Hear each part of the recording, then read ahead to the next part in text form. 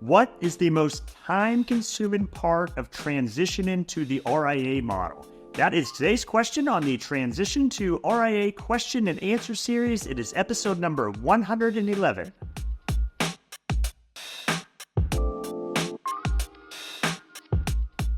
Hi, I'm Brad Wales with Transition to RIA, where I help you understand everything there is to know about why and how to transition your practice to the RIA model.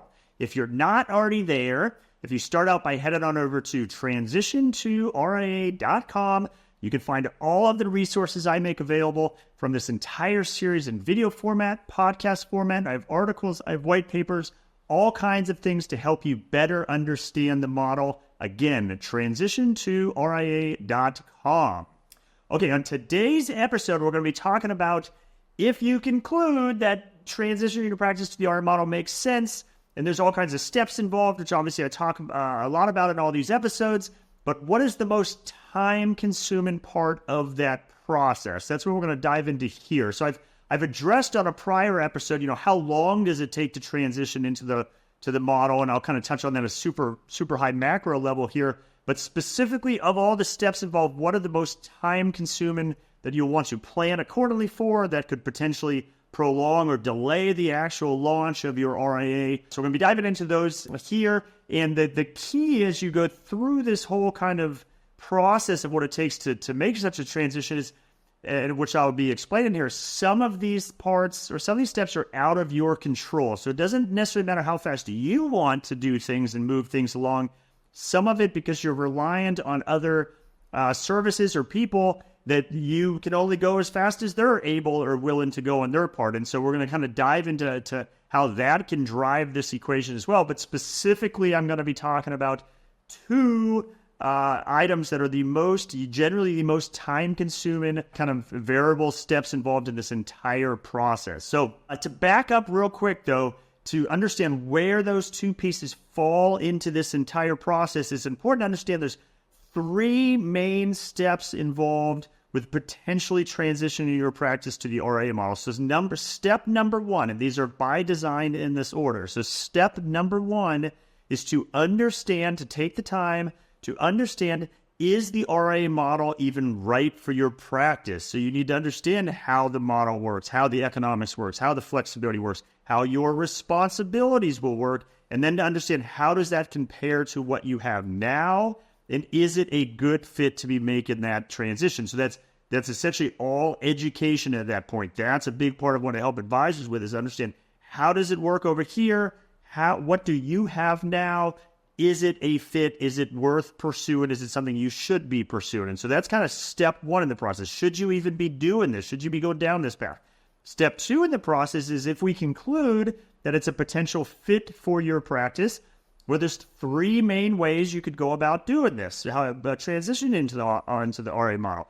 At a very high level, those three steps are, on one end of the spectrum is you start your own RIA, and you build out all the necessary solution providers around that to support the RIA.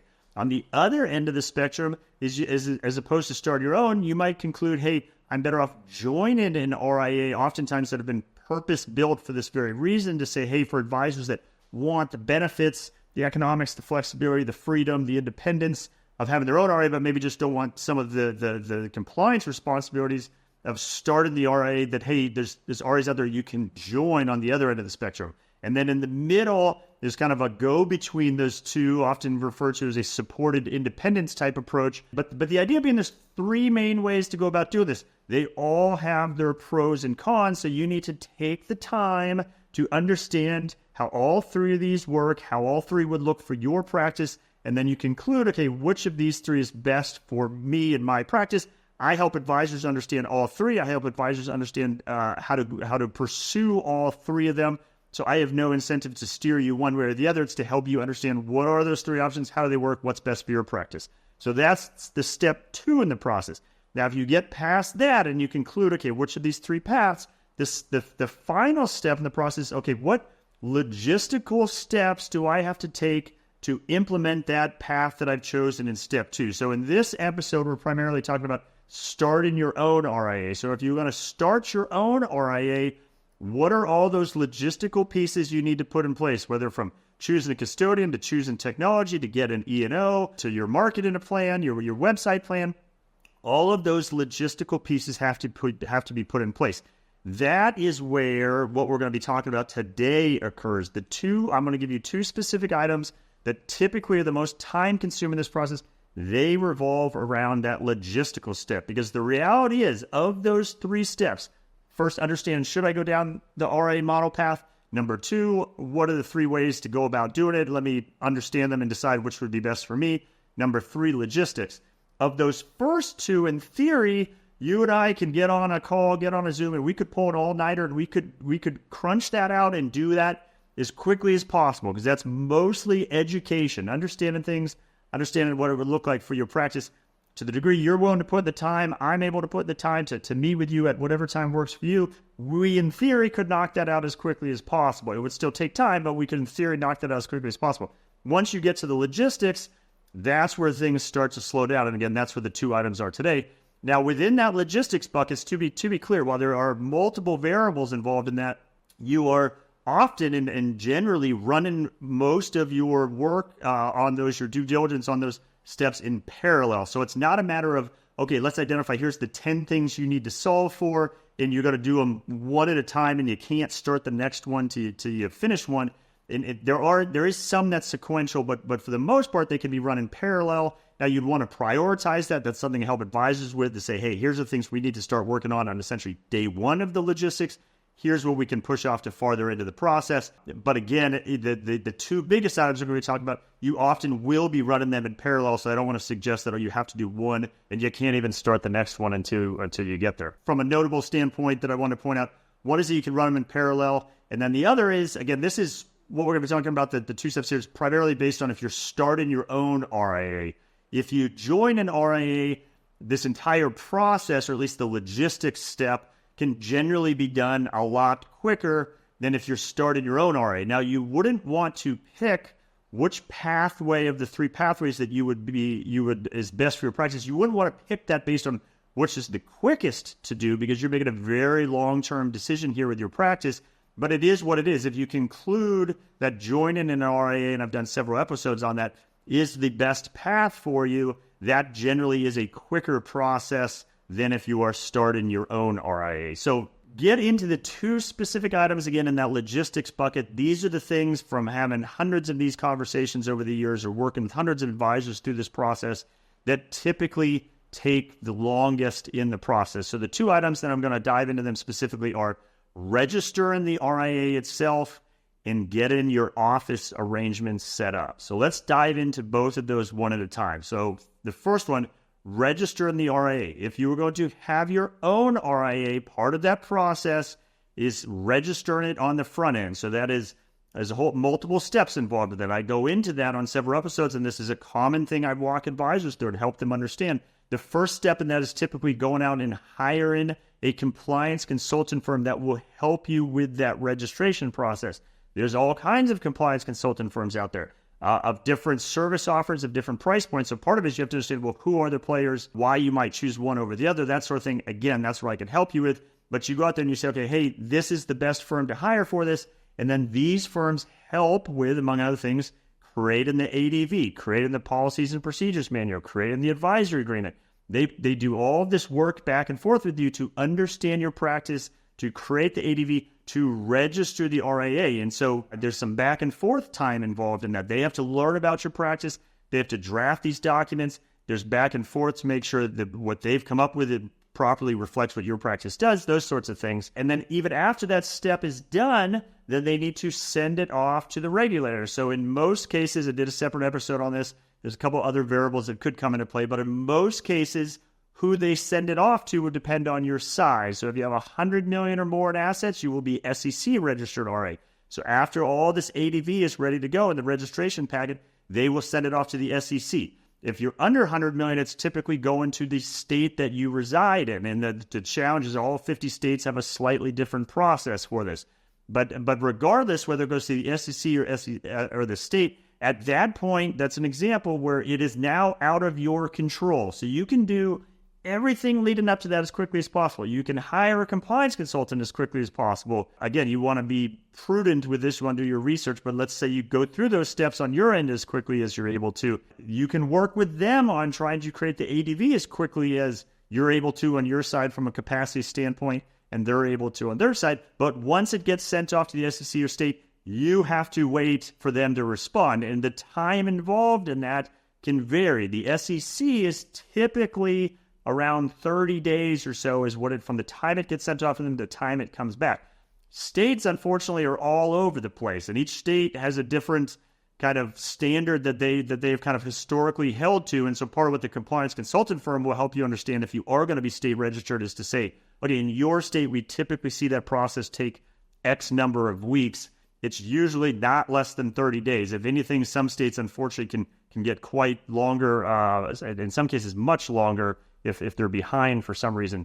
But the point being is that whole process is something that does take time. So typically, when someone asks me, hey, how long does it take to register the RIA from the time you're kind of engaged in the compliance consultant? So assume you've already done the homework to pick one, but from the time you hire the compliance consultant firm to the time it's likely about to go live, that's typically, I say, you have to allow 45 to 90 days for that. And the reason for that range is primarily based on how long it takes for the regulator to come back on their side. But there is work involved. That does take time. That can take even longer than anticipated. And there's not a whole lot you can do to speed that process up. Again, the parts that you're involved in when you're asked for information about your practice but by the compliance consultant firm so they can understand it, so they can create the ADV, perhaps you can do your part as quickly as possible, but it does take time. So if you called me up and said, Brad, I want to start an RA and I want to go live in a month, it's not going to happen. We can pull an all-nighter multiple days in a row. It's not going to get you to the point where you can go live in something like a month. So that's an example. That's the first example of what takes the kind of longest in the process is registering the RIA itself. Again, like I said, not a reason you would decide to pick to join an RIA because it's a quicker approach, but if you concluded for all the pros and cons of all the approaches that joining an RIA is quicker, you obviously don't need to do this step of register on the RIA. So that is much quicker because you eliminate that step entirely. Okay, the second component that is most time consuming, as I said, is whatever kind of establishing whatever your office situation is going to be. So for some of you, this actually could be very quick. So if you are already independent, perhaps with a independent broker-dealer, you already have an office, you already have it built out, you already have everything in place, you essentially can skip this step. You already have that ready to go. But for those of you that are perhaps, let's say, a wirehouse firm or a W-2 regional broker-dealer, whatever the case is, where you will be needing to go out there and source a new office, this process can be very time-consuming. Now, within that range is how extravagant or not you want to have an office. So on one end of that range, you might choose, and there's a lot increasingly more RIAs doing this, you might elect to be 100% virtual with your practice, that you're not going to have that traditional office footprint but maybe you are going to have a meet-in space or a meet-in location that you can use as needed or pay for as needed, or maybe you're going to go to clients in most instances, or whatever the case is. And so maybe you're mostly going to have a virtual office footprint. And in that case, obviously, that's going to be much quicker to kind of figure out what your logistics are going to be for that. If instead you do want that traditional office, that can take a long time depending on the circumstances. You might choose to try to purchase or buy a building. I did a recent episode on how that can be advantageous. You don't necessarily need to, even if you want to do that, you don't necessarily need to do that as part of your initial transition. That could perhaps be kind of phase 2 of this new path you're on. But obviously, if you're going to acquire a building, that's going to take time to locate a building, go through the transaction, and then everything to set up the office after that. Or if you're going to lease an office, which many advisors do. And there's different flavors of that. Some are kind of turnkey office locations that are essentially already built out. The walls are all in the right places for what you need, potentially even already furnished. That could be a lot quicker. Now, you still need to go out there and locate an office and look at different options, negotiate lease terms, get the when's the window of time that you're going to be able to get in there and start using it. So that certainly takes time. And then if you're going to get an office that is kind of more of a shell, if you will, that did whatever it was used for before, and you're going to need to potentially move walls and kind of reconfigure that, okay, this is going to be the conference room over here, then we're going to have, the offices over here, and we got to adjust some things.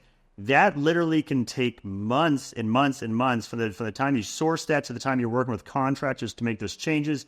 Generally, the landlord will help with that process, whether guiding you to the right resources to be able to hire someone to do that. Oftentimes, they might even give you some funds to use towards that project, but it still takes time. And that is typically the number one in all my years, the number one thing that I've seen where a team has kind of mapped out the date they want to make the transition. They put all these steps in place, and they've set up when they're going to register the RIA. So ideally it's going live right at that date that they want to go launch. If there were to be something, if you said, what's the one thing that I see delay that target date, that launch date, if you will, it generally is because the office is running behind. There's holdups with permits, there's holdups with the contractors, whatever the case is. Something out of your control generally has slowed that process more than you anticipated, and maybe you have to push your date back a couple weeks or sometimes even a couple months if it's not ready. So the point of all that is going through this process. Once you kind of decide, okay, is the model right for me? Yeah, again, if you conclude you're going to start your own RIA and then the office is applicable no matter which path you go down. A big part of what I help advisors is say, okay, what are the logistics that we now need to be tackling? Again, I'll help you further through this first two phases as well. What are the logistics you need to be tackling? And let's prioritize those, because some of these are going to take longer than others. So let's get started on these big pieces now. The office situation is often or generally very early in that process from a prioritization standpoint, as is registering the RIA. So with that, I hope this has helped you kind of understand what these kind of main steps are and where things could slow down and where you have more control over guiding that process yourself. Again, you can work with me. Happy to have the conversation on all of this. There's only so much you and I can do to control the pace of this. So we want to know what those things are, go at whatever pace is best for you, and to set time aside for the things that you and I can't control. We can to a degree, how quickly we get started with certain things, but to identify what those are, prioritize, and get those kind of moving through the process. And so kind of to wrap that up, I would just say to kind of put a full picture on this, and I've talked about this in other episodes, but if you came to me and you said, Brad, let's go through all these steps, let's understand it, blah, blah, blah, and if it ends up making sense and you should go down this path and you should make all these choices and you should get everything in place, how long does that typically take? And again, we're kind of using the option of starting your own RIA. Usually I say, hey, why don't you go ahead and plan for this to be a 6 to 9 month process. Now, it can be done quicker than that. Certainly, if we keep things moving along a lot quicker on the front end and the initial due diligence steps and all those sorts of things, it can be done quicker, but a reasonable pace, just to give you an idea. If you're thinking, okay, if this is something I'm pretty sure I want to do, let me call Brown, let me get that process started, let me make sure this is a path I should go on. And so realistically, if that all ends up working out and I go through all the steps and all the logistics and I make the transition, what are we looking at? Kind of pencil in 6 to 9 months. I've helped advisors do it much shorter than that. There's other advisors that literally because of their own choosing or their own circumstances or whatever the variables involved are, could often be years from the time I first talk to someone to the time they're making the launch. That's fine. There's reasons that might make sense, but typically 6 to 9 months is kind of what to put in your head of what this process would look like. So with that, like I said, my name is Brad Wales with Transition To RIA I. This is the type of thing I help advisors with, is helping understand everything there is to know about should you even be considering the RIA model, how do you go about doing it, how do you get these logistics in place, how do you get from point A where you're at now to point B where you're launching, moving on to the new path with your clients. That is what I help with. Happy to help you with that. Happy to have a conversation with you about that. First things first, though, head on over to transitiontoria.com, where you can find all of the resources I make available from this entire series in video format, podcast format. I have articles, I have white papers, and then at the top of every page is a contact link. If you click on that, you can instantly and easily schedule time to have a one-on-one conversation with me. I'm happy to have that chat with you. Again, the contact link at the top of transitiontoria.com. And with that, I hope you found value in today's episode, and I'll see you on the next one.